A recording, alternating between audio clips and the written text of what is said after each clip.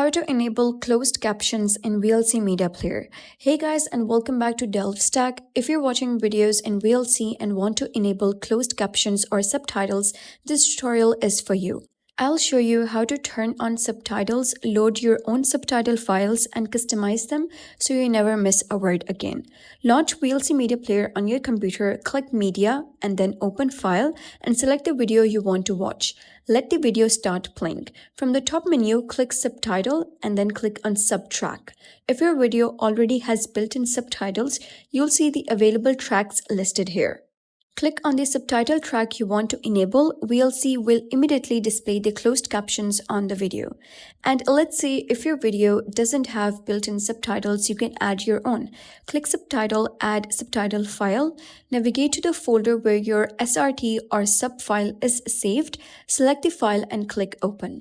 VLC will load the subtitles and display them during playback. Make sure the subtitle file matches the video timing for best results.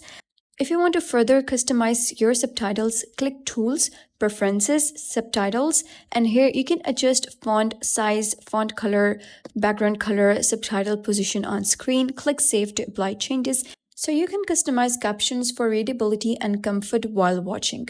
VLC only displays closed captions if the video has a subtitle track or if you provide an external file.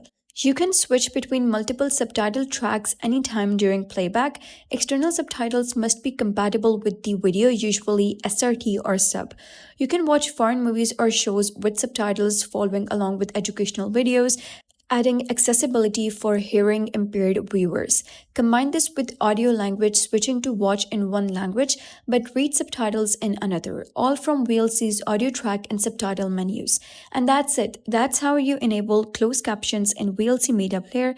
If this video helped you, hit like, subscribe for more simple VLC tips, and I'll see you in the next one. Thanks for watching.